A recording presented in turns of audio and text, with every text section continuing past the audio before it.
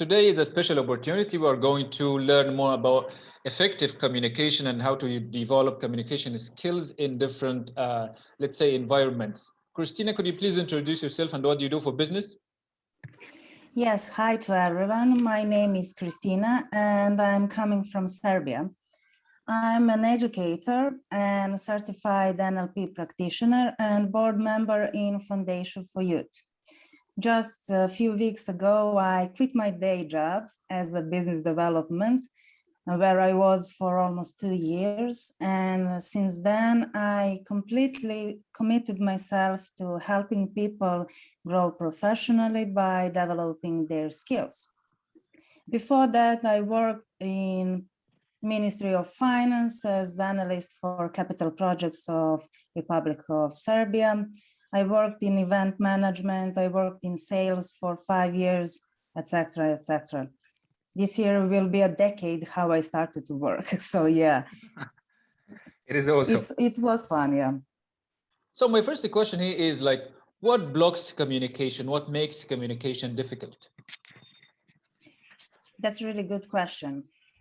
Blocks are anything that stands between us and another person and impedes understanding in communication. You see, we all have internal blocks and external blocks, some dilemmas, some inner conflicts, we doubt something, or there is a noise, or there is a lack of attention, or lack of interest, or jargon, or language barriers, whatever comes to your mind. But let me try to explain you what can block communication, what can be one of the blocks. For example, you're having a really bad day at work. You made some mistake and your boss yelled at you. You have a dog at home, you need to take him out for a walk and you're working late hours, who knows when you will arrive, who knows, maybe something else will wait for you when you arrive at home. Really, really bad day. And on the other side, there is me. I am super excited, energetic, enthusiastic. I had amazing job, amazing day, closed one big client. And we had some conversation in emails a few days ago, so I decided to call you. What do you think how that will look like? For example, I say something like, "Hi, Nour, how are you today? We had some emails. We had some conversation via emails a few days ago. I felt good about it, so I decided to call you. Can we arrange some meeting for tomorrow, etc., etc." My voice is annoying, you know. I'm super excited, and you just felt overwhelmed. I'm too annoying to you in that moment, you know, and what would your response to me is something like, okay, hi Tina, thank you for your interest, but we are not interested right. Feel overwhelmed. You say something like, hi Tina, thanks for your interest, but we are not interested now. We will reach out back to you if something changed. Thank you for your time, bye. And that's it. These situations happens all the time, literally. What happened here is that both sides are losing. And why is that? Because of context. One of the main blocks in communication is context. Context is what is the location of the other person, what is the timing, and what is your relationship with that person. Those three things make impact on that further communication, right?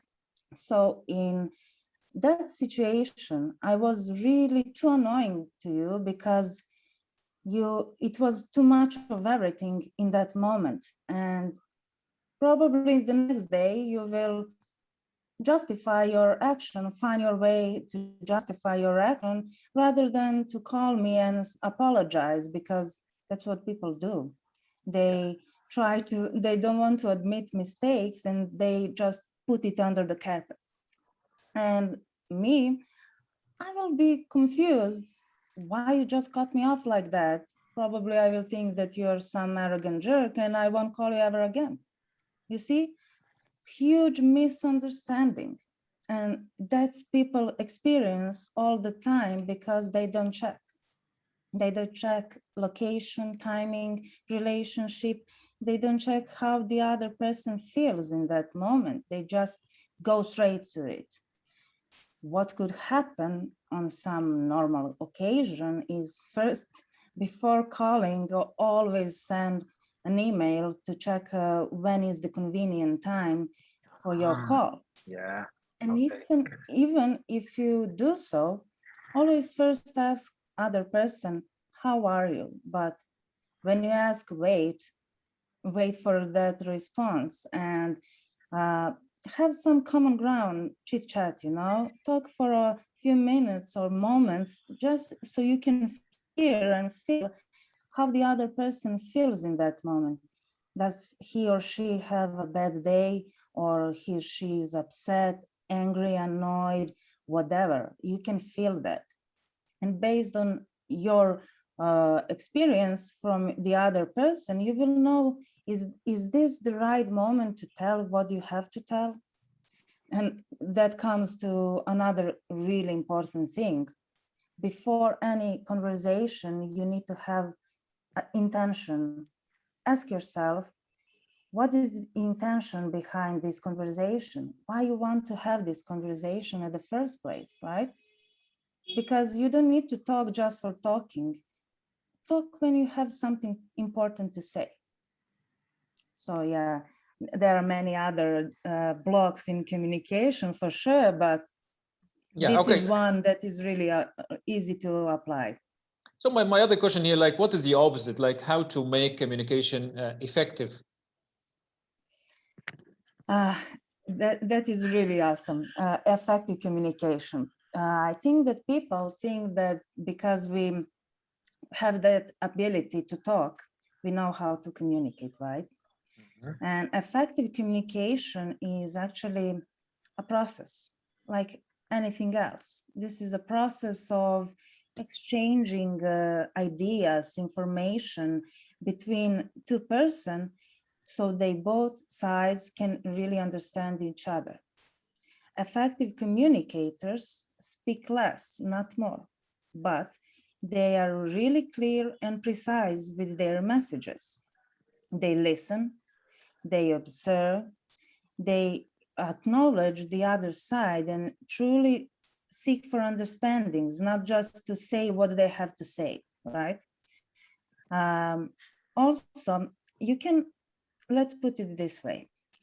If you want to check is your message crafted in an effective way, try to explain or tell a story to a child who has 7 years old.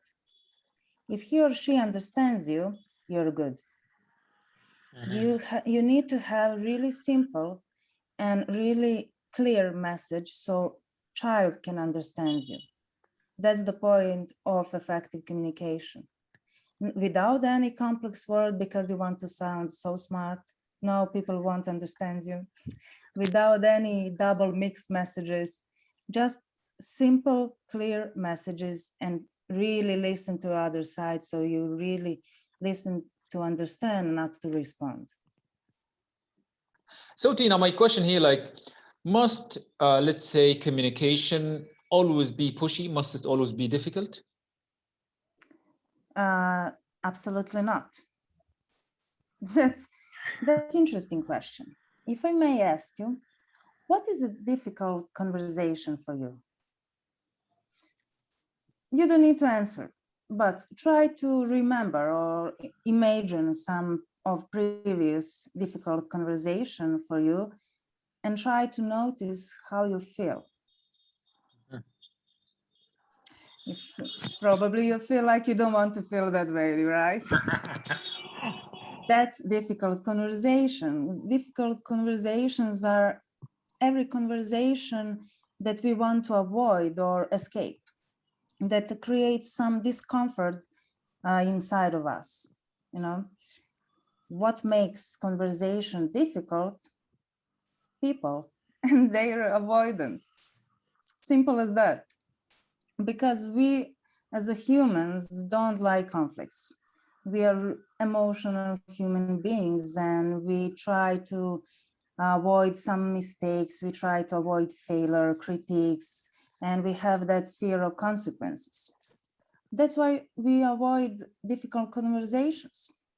But, really big but, many times what we do is we assume that we are going to have some difficult conversation with another person. So we create some imaginary bad scenario in our heads about that conversations before that even happened. And the truth is, whatever we assume, most of the time we are wrong. I teach how to handle and what makes conversation difficult in my course, but I will tell you the secret steps, how to handle that.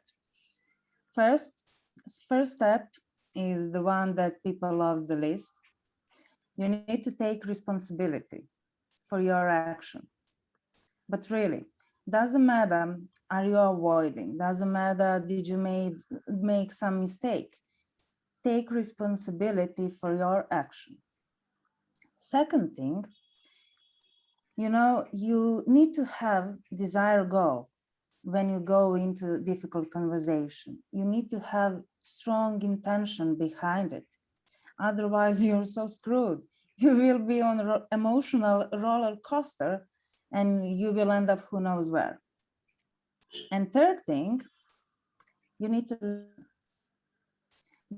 really said than is done, but you need to listen not only with your ears, but with your mind and with your heart. People love to feel heard and people love to feel understood, but that takes some effort if you really want to handle difficult conversation and solve your problem. Yeah, these are like so good strategies. My other question here is how to negotiate. First, we need to understand that negotiation is literally everyday's life. What we are doing now is also trading, also negotiation. We negotiated in chat when we were agreeing about this interview, right? And that's perfectly fine. That is how it should be. There is no shame in that. And we are negotiating every day with money, with our time, with products, with services, with attention, with love. We just negotiate with all different currencies, right? So that's why we need to learn negotiation as a skill and see it as a trading.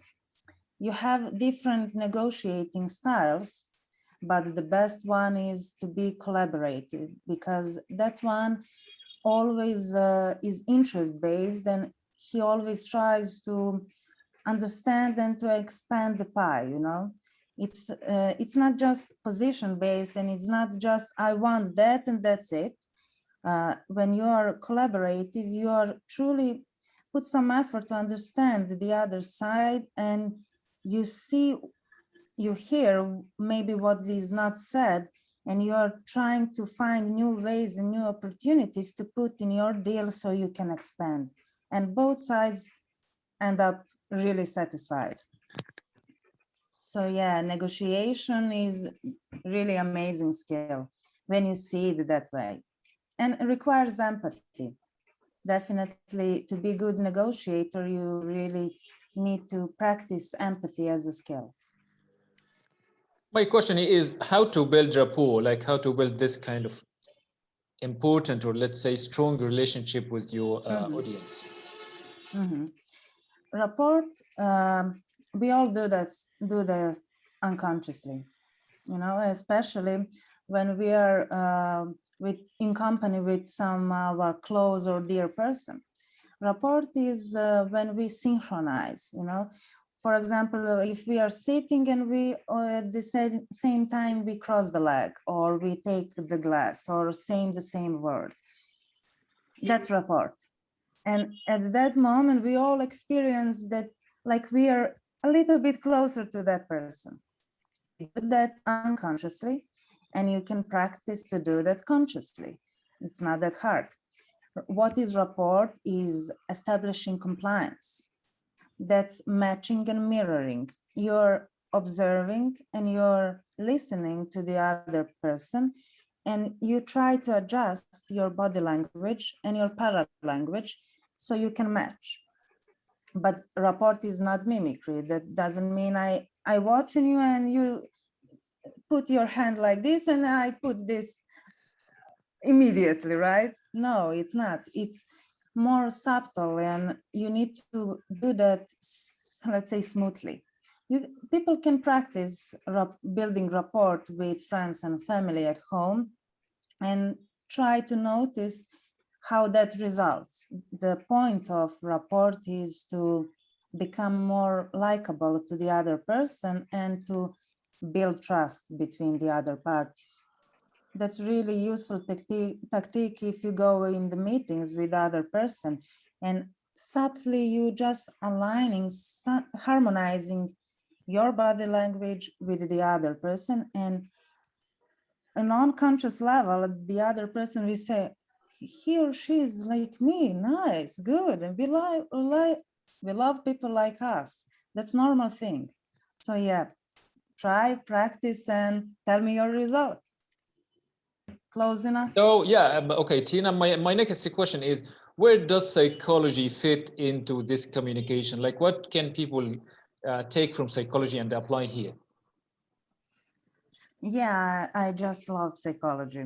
And that's why I put a lot of psychological tools and some content, different personality types. And I really believe that when you understand first yourself, then you can understand other people, right? And psychology, I see that in every human interaction, everywhere, every day. So if you ask me how you can apply something from psychology, there are many, many tools and some experiments that you can practice in everyday's life. For example, you can use reciprocity. Maybe you heard of that, maybe you're not, but in our minds, if you do something for me, my mind will instantly send me a signal, oh, you need to give him something back. That's our psychology of mind. That's how we works. So how you can use that? For example, if you want to sell something, you can give something for free, or you can give something as a gift, or you can recommend someone's service or product to someone else and then surprise them that you did that without them telling you. And they will immediately feel internal obligation to do something for your good. You have 3 stages in reciprocity: generalized, you have a negative one, and you have balanced. Generalized, that's with your friends and family. Someone from your friends do something for you, of course you will do something for him. That's normal thing. Balance is when you calculate. Something did something for you and you evaluate what's the value of that, and you reciprocate it, you give him back the same value. Negative, as the same word says, yeah, you take as much as you can and give nothing in return. What we can also use that I really love is contrast. A contrast is really simple and is also in neuroscience, how one of the stimulus, how to hit your emotional and reptilian brain.